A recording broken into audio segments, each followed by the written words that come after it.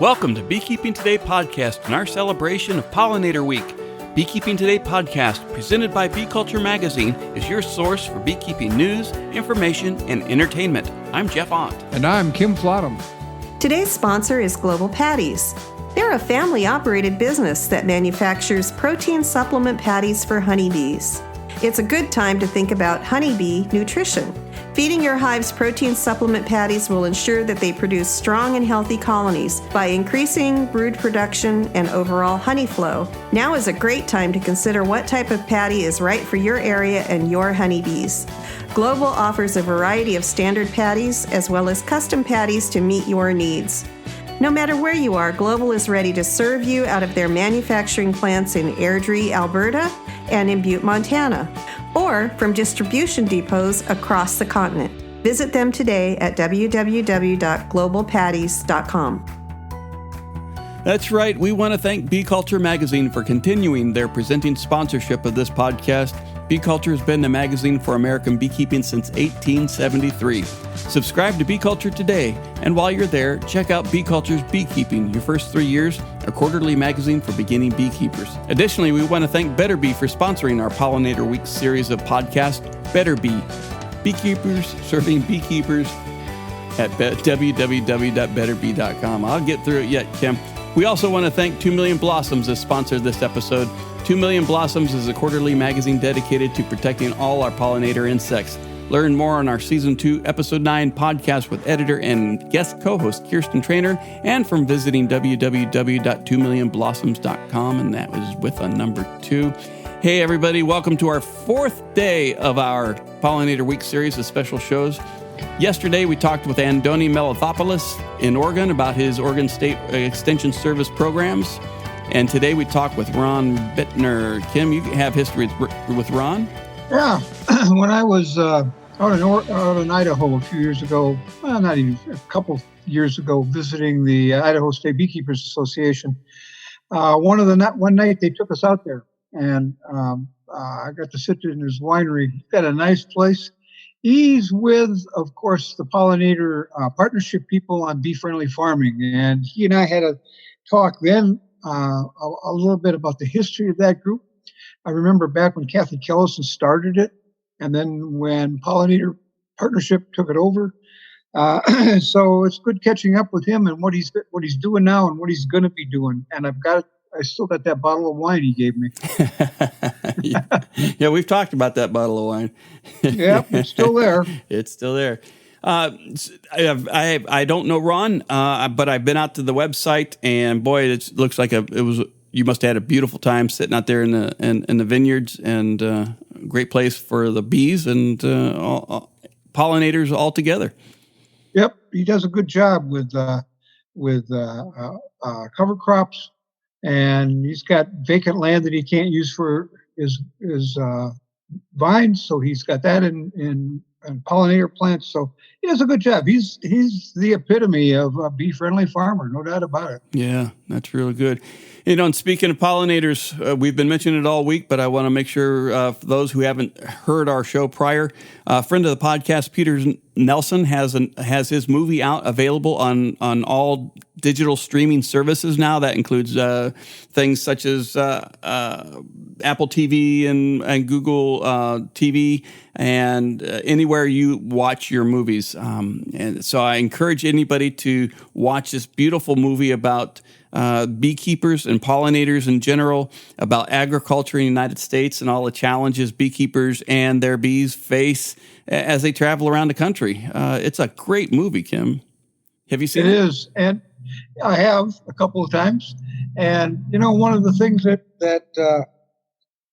settled in as I was watching it is how much of the information that we're covering this week gets some sort of attention in that movie.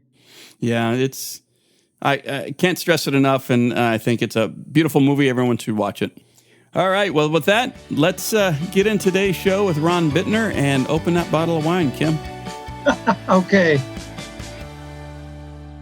Well, Ron Bitner, welcome to Beekeeping Today podcast. Thank you. Well, it's good to see you again, Ron. You It's been too. a while since I was out at your place. I've still got the bottle of Chardonnay you gave me, and unfortunately it's empty. And we can talk about that when we're done with this, all right? Well, Ron, what we're here today to talk about is the Pollinator P2 Group's Bee-Friendly Farming Program. And I mentioned a little bit about that. You and I were on the committee until I stepped down from bee culture, but I got right back up, and here we are again. So, Ron, what just as an overview, can you kind of explain what is bee-friendly farming? So I went on the board of directors this year with Pollinator Partnership, and they're trying to build up. They're educating people, different students, citizen scientists, different programs about the importance of pollinators, and they want to get their bee-friendly farming program up and running. And they've had different attempts over the last 2 or 3 years, but it's never caught hold. Part of, I think, why it hasn't, they actually needed to have a bee biologist who was a farmer involved, kind of understood what it was all about, what it took to reach more farmers, what are the costs involved. There's some other, groups out there that have certifications, but I have a certification in my vineyards as live certified low input viticulture. So I bring a lot of a background to what we can incorporate into the bee-friendly farming program. And, you're going to see it really take off this year. There's such a good group of staff there at Pollinator Partnership between here in Canada and in San Francisco, and Lori Adams is tremendous, and had a board meeting yesterday, and they've seen what we're doing, the direction we're heading, and so everybody's really excited about what we're going to do with bee-friendly farming this year.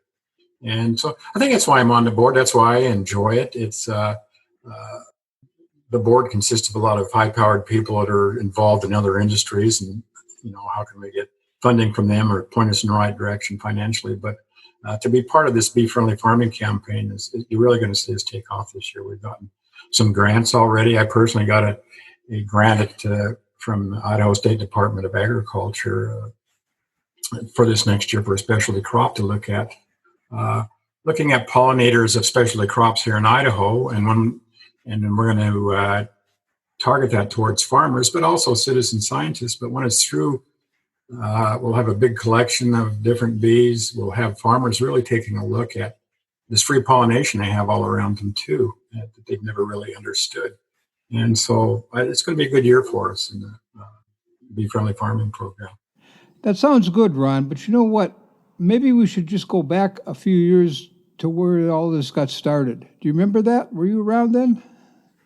Well, do you mean 1974 or? I just finished my PhD or my master's at Purdue is kind of where it started with me, so I can go back that far.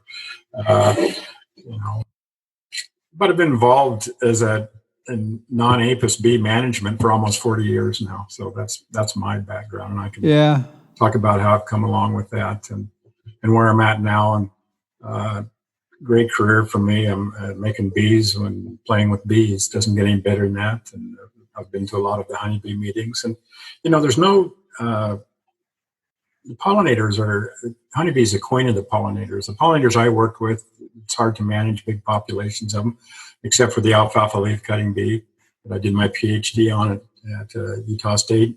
My master's thesis is on the blue orchard bee that I did my master's thesis on at Purdue University. I'm a local boy here from Idaho, but I've been able to combine growing wine grapes, making wine, and playing with bees, and life is good right now. So is that far enough back, or I can fill in as we go down the road on some of these things? It was exciting to have you out here a few years ago when you had the meetings in Boise. Well, I guess what I was kind of alluding to, Ron, I was just going back to the beginning to lay the groundwork back when Kathy Kellison was involved. She got it started working with Dennis Van Engeldorf and Marla Spivak and a good group of people. Robin Thorpe was part of the program. Yeah. And then the Pollinator group took over, and I want to say it was 2013, I think, is when it was handed over to them. And have you been with them since 2013? Well, even before? I've attended the national meetings every year for the past 12 years. I went on the board last January. And that's when I really saw what was happening and part of the issues they were having. So I just followed as being part. I wasn't, right now I'm a co-chair of Bee Friendly Farming as one of our subgroups. But when I followed it at the national meetings in DC every year, I just sat in as a listener and kind of absorbed everything. And, I was just learning and sitting back, but it kept changing every year. And so I never knew the dynamics of that. But this last year, as a board member, we see all the numbers and what happened. And Lori Adams came back to take a hold. But Lori's so dynamic that I'd always wanted to work with her, but I never had a close relationship with her. And so I came in, and I think they challenged me along with their staff to let's get this thing up and going finally and have some cohesiveness to it. And we're there now. Lori came out last year to Idaho, and I took her around the valley here. We have 100 different crops in the Treasure Valley here, and half of them require pollinators, mostly honeybees, but alfalfa seed, clover seed, carrot seed, onion seed. And so I took her to those fields and said, this starts putting food on the table in this valley here. We're one of the major diversified seed regions in the U.S. right now, and all goes back to bees of all kinds. Well, that's I remember that from visiting your part of the world. All right, I want to be a bee-friendly farmer in Ohio. What are some of the things I have to think about doing? Well, I want to explain a little bit about, because there's nothing against the Xerces Society, because I belong to Xerces, but theirs is a very intensive program. It's more expensive, and it's targeted to, I think, larger growers that can afford that. And I'm not going to use numbers I shouldn't, but it's around $600, I think, to belong to that. But it's very intensive. But I'm also live certified in vineyards, and the struggle they've had, and it's $300 a year to certify my vineyards, but to get farmers involved, they're not coming up with $300,000, $600,000 to be certified every year. And Xerces has done a good job. They have people on the ground and using that money, but I think we've decided to take a different approach, to reach out to as many farmers as we can and keep it simple and educate them to what they need to do to take care of things. And our fee is an annual fee of $45. We want to start with a big number of growers. Then we're going to use the staff to educate them to all the material that's out there. But the things are simple, as far as what we're asking them to do. We're asking them for some set-aside ground to take care of the native bees, making sure there's water for honeybees, simple things to set aside. We're not asking for detailed records, but we want to know what chemicals they're using. They don't have to tell us specifically. And just keep it simple at the beginning. Now, as we get a group of farmers involved, we're also looking for more monies to come in to hire staff on the ground. And I know we're getting ready to interview somebody in California to work with farmers directly down there. Right now, we can't put staff in every state and do like some other Xerces is doing, but we can reach out to a lot of farmers, and we have we're going to start doing Zoom meetings with farmers if they have questions, and we'll just answer a lot of questions for $45 and sign and get them involved. We want to get their kids involved. We want to get the citizen scientists involved. And so I think that's the direction we're going. So they're going to get bang for the bucks. $45 doesn't cover all of our expenses. We're going after grants and, contributors, some major contributors that'll help us bring more staff on. But right now, we want the farmers first, get them on board, and then educate them. And for $45 a year right now. What is bee-friendly farming? What does that mean? When I see that logo as either a beekeeper or as a consumer, what does that mean to me? And just a little background I want you to go into. One of the websites I sent was go to pollinator.org, and everything is listed there. Under bee-friendly farming, we have our own tab there. But I'm going to go back to live certification for my vineyards. When somebody sees that sign, when they see that logo on my bottle, they know that I'm using very few chemicals. I'm taking care of beneficials. On my place, I build up pollinator gardens all around the vineyards. And so it's a marketing type of thing that shows people that farmers care about what they're farming and all about this spraying. And in working with farmers, I mean, I'm ordering some chemicals today for another vineyard I farm, but we're talking $800 a gallon for chemicals that are soft on beneficials and all that. And so we're trying to bring farmers on and understand they don't have lots of extra dollars, but if they will just, we're doing newsletters they can follow or featuring other farmers. I wrote a couple of newsletters this past year, boys to bees to cherries. I've got my grandson here, and we go out and follow the pollination with honeybees starting last month, and then we're out looking at the cherries. But it's to bring, I guess, especially in these times, it's to talk about the essential workers, and it starts with field workers, and goes to farmers, and I think people are appreciating that. Our wines are $3 to $5 more a bottle because they understand that I don't use chemicals, and we take care of our workers and those kinds of things. So it's more of a holistic approach to farming. And, farmers my age are, they just want to go out and get it done. But the new farmers, their kids that when I go on their farms, they take up their phone. And I said, I want everything here. You don't explain it to me. Don't bring a shovel. I just want data, and I'll decide what to do. And with bee-friendly farming, we're going to point them in the right direction if they want to put beneficial pollinator gardens. I mean, in Idaho, we got these big circles in the corners. There's 4 acres on each corner that aren't used for anything. Why not plant it for pollinators? And so as we get into this, we're going to provide that kind of information because we have the background and the other scientists that we work with to give us the information, and at no cost to the farmer except these annual costs. And that's why they should use it. But here in Idaho, I'm focusing on 10 neighbors who have little small wineries and vineyards. And that's something they can put that logo on their bottle of wine. That logo means something to people. That everybody hears about problems with bees. And I try and talk about wine. My daughter's selling wine out there right now. And I'll go out and she said, Dad, somebody wants to know something about bees. They want to know about the murder hornets, and they want to know about all this other stuff. So I have a hard time even talking about wine, but it always gets back around to this is what we're doing so you can have a good glass of wine.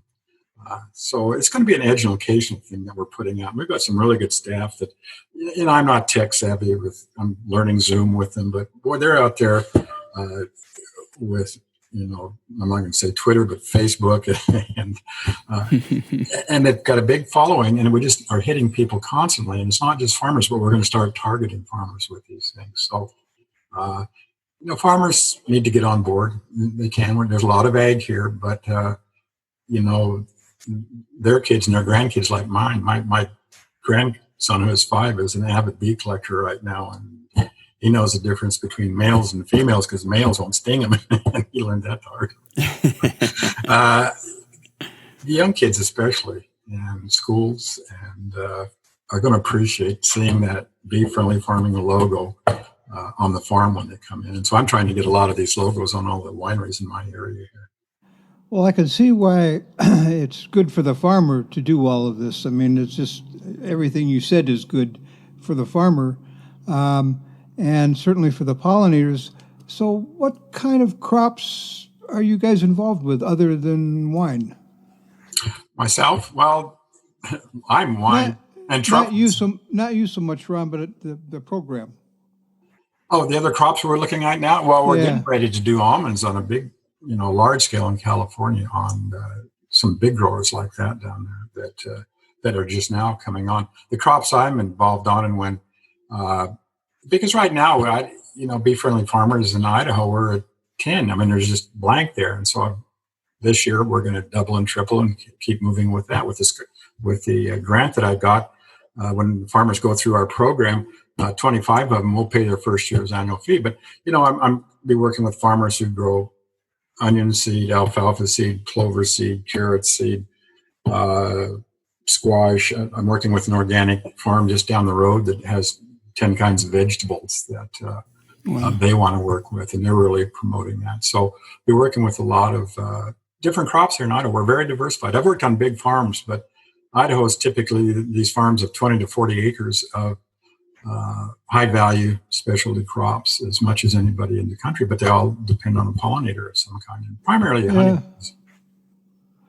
It sounds good. Sounds like no matter what I'm growing, if I can set aside some land for pollinators, if I can produce some flowers all season long, those sorts of things, I can be part of your program? Absolutely. That's the main thing. With all the problems we're having, and especially with honeybees, just a diversified access to a variety of pollinating plants seems to make them as healthy as anything.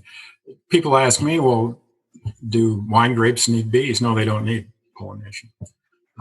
But I'm using different ground covers, especially clovers and alfalfas, to build up my soils. And there's work out of Europe right now that shows the healthier your soils are, the better the wine's going to be, quality-wise, taste-wise. And so if I got my pollinators already pollinating some of my crops in the field and the seed drops off, I'm building that soil up for the next year. And most of the plants that I'm using that are bee-friendly or for cover crops, even the canolas that I'm using to build up the soils, need a bee pollinator. So there is these direct correlations we're starting to see between not essentially pollinating alfalfa for seed, but these pollinator gardens and ground covers that are so essential to building up soils. Besides looking nice, there's people are going to really take a look at that. So, but the main thing is getting people used to the fact.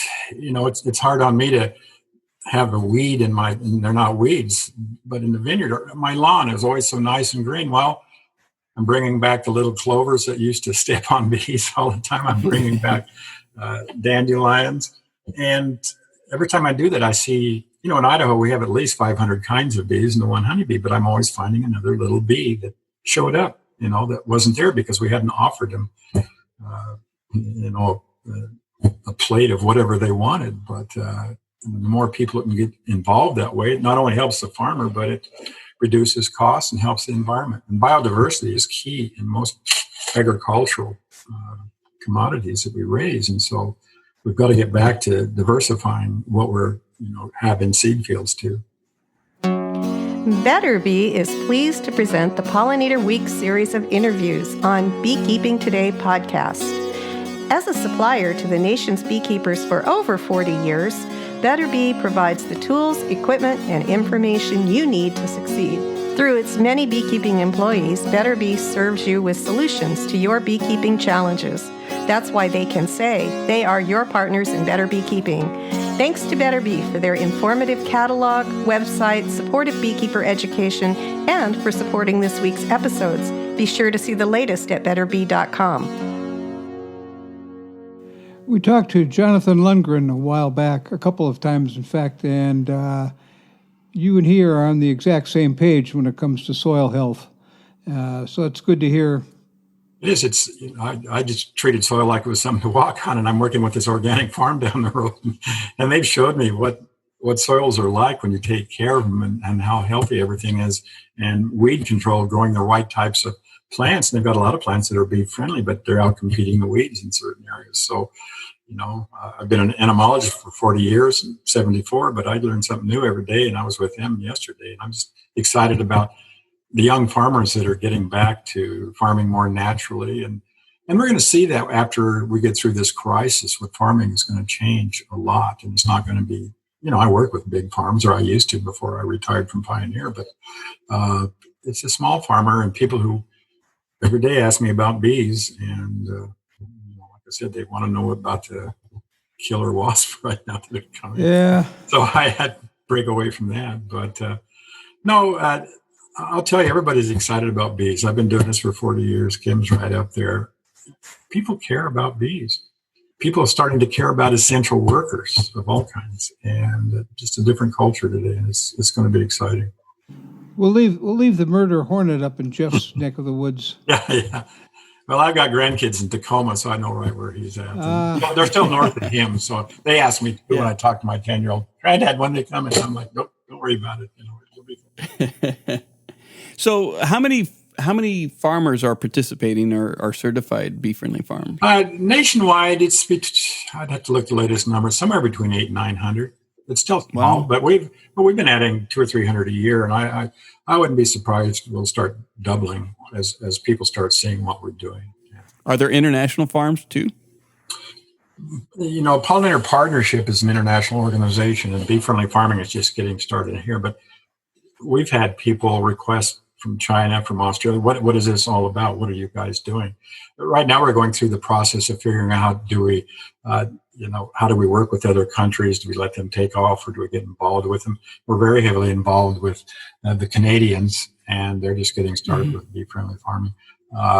Mexico, I'm excited about Mexico doing things down there, because at these national meetings, there's just a strong group of people around the world that want to understand farming, but farmers do too. So you're going to see us. We're just trying to figure that out from a board perspective, because we still have a very small staff, and how do we reply to everybody? But as we have money coming in and getting sponsorship, like from the almond board, it's going to help us really expand this program. But it will be international. Very nice. Can you expand a little bit on that almond? I mean, there is a very large, very rich, if you will,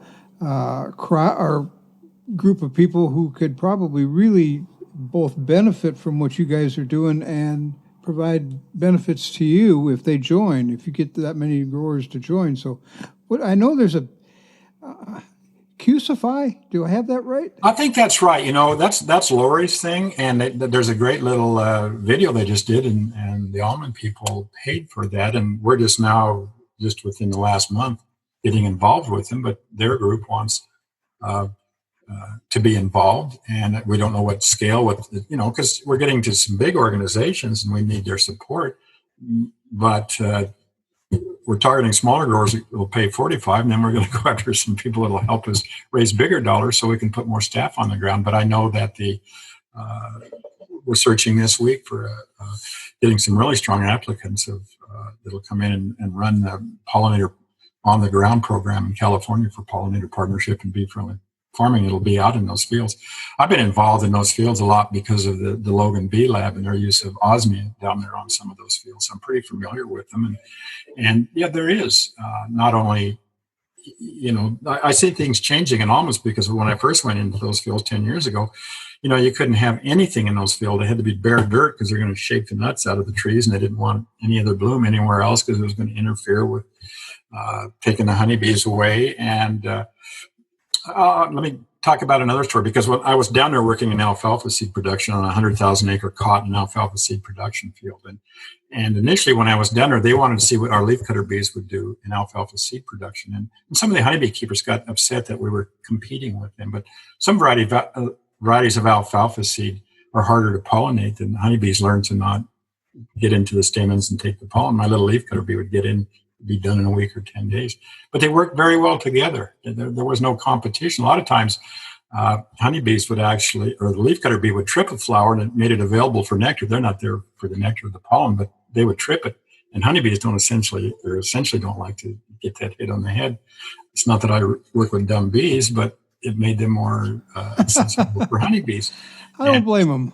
and I had that argument with honeybee keepers down there. But at the end, we all agreed that they're all tools, and they are used differently at different times. In the Northwest, we can't pollinate with honeybees to any success because the varieties were used. They're harder to trip and expose that. But I started working with the USDA and some of the almonds, and similar situation there. There's no bloom for anything other than almonds, and the honeybees are struggling with a lot of issues. But just like I tell people, 1 month of almond nectar, it's like having the same Big Mac every day. You got to give them something else to look forward to going out the next day.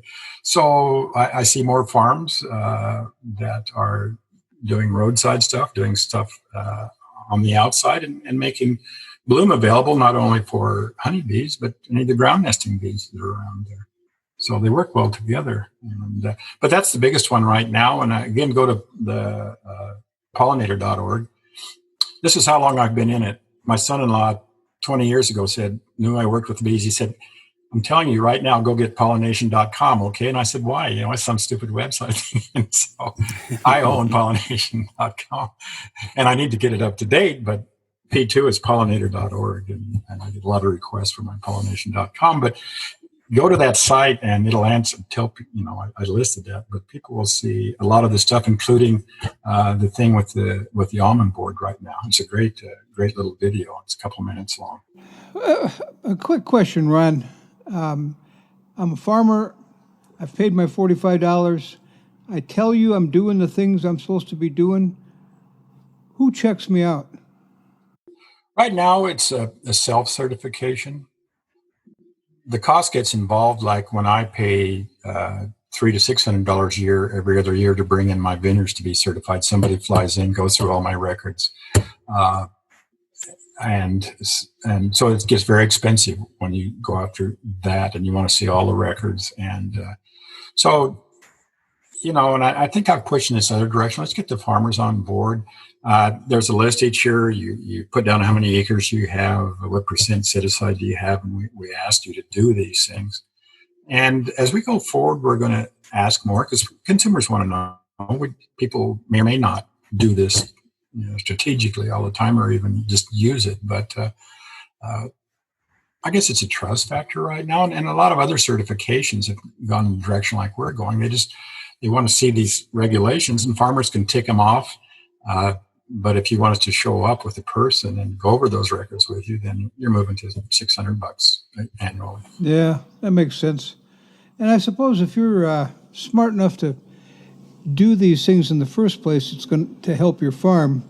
You're probably going to be doing it right anyway. So most of the farmers that I work with around here, they're doing it already. It's not hard for the people I work. They're already doing it. And they're like, well, I do that. And for $45 and I get a sign. I said, yeah, but we're going to educate you. Again, with this grant, we're bringing in speakers from the Logan Bee Lab from Oregon State. We're collecting all these bees. I've got students hired. I've got 2 bee taxonomists coming starting this fall.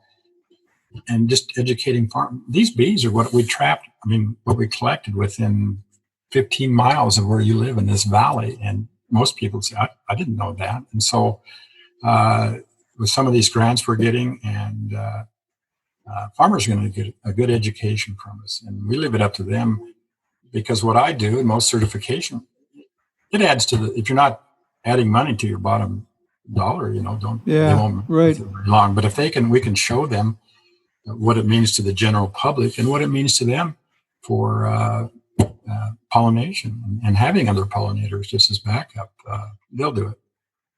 Sort of a win-win-win. It is, yeah. Yeah, right. Ron, what have we missed? We can go off into wine. Right? That's one of the questions I wanted to ask is, what's your label? What's your vineyard? Well, it's Bitner Vineyards. And my livelihood has been my bees that pollinate things. But it's been my field workers, too. And my worker bee collection is going to be a series of labels that are watercolors of a local artist here that does great work.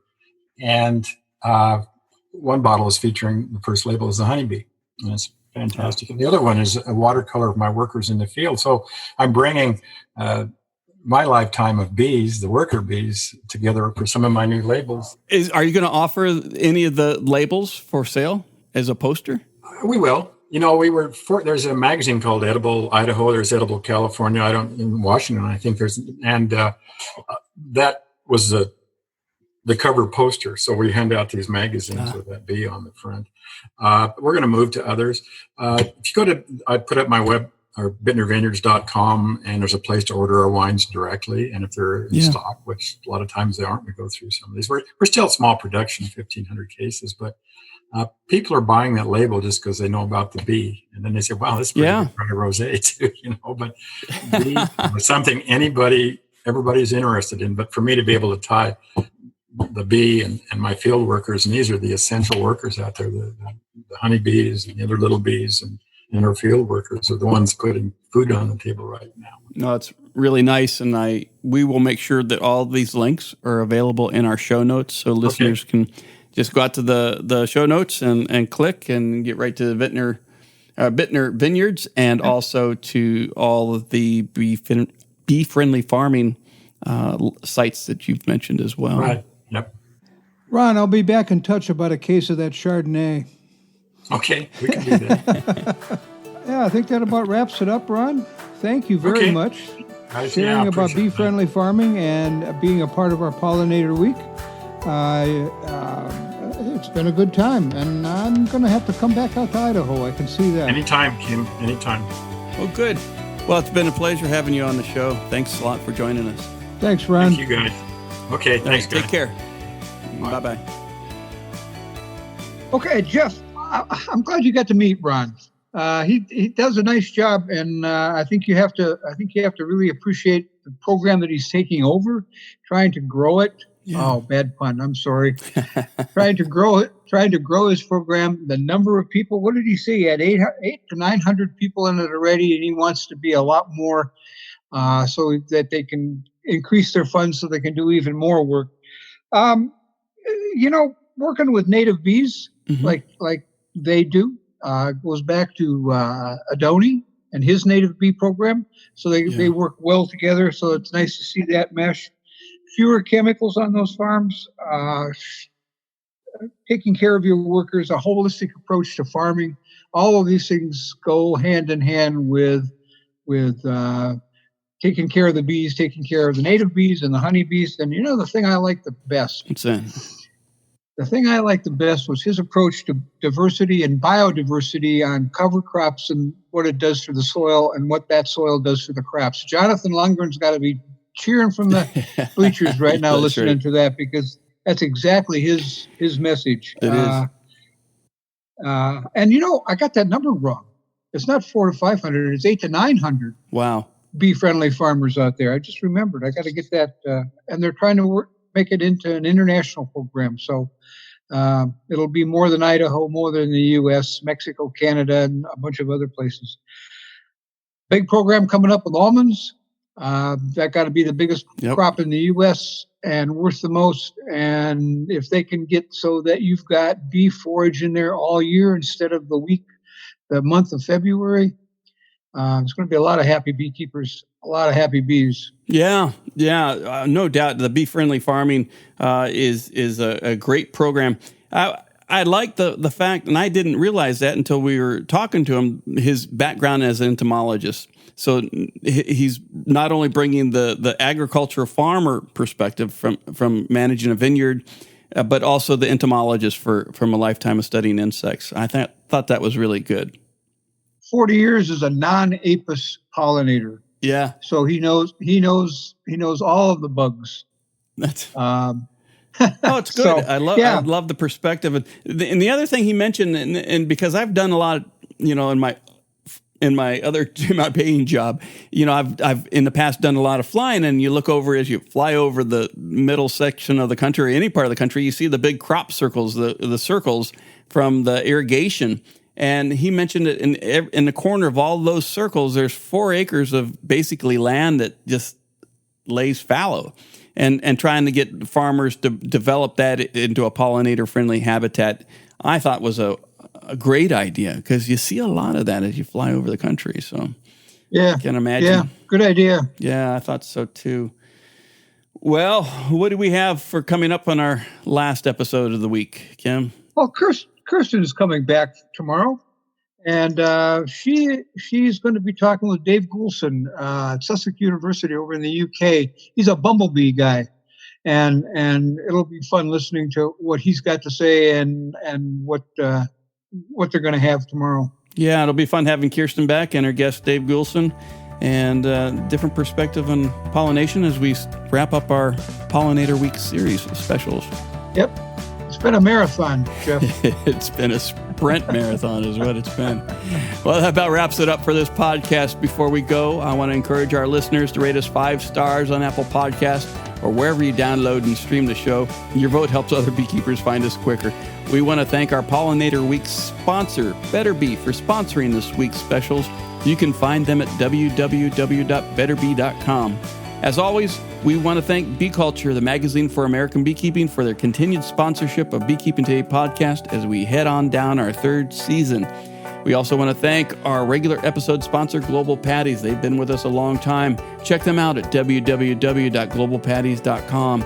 And finally, we want to thank you, the Beekeeping Today podcast listener, for joining us on this show. Invite your friends, send it to them, share it with them. Join us on Instagram, on Twitter, on Facebook. We're there. We're here too. So send your questions at beekeepingtodaypodcast.com. We'd love to hear from you. Hey, Kim, anything else? No, I think that'll wrap it up. It was good talking to Ron, and it'll be good to see Kirsten and Dave Goulson tomorrow. Yeah, it will be. All right. Well, you have a good Thursday night. You too. All right.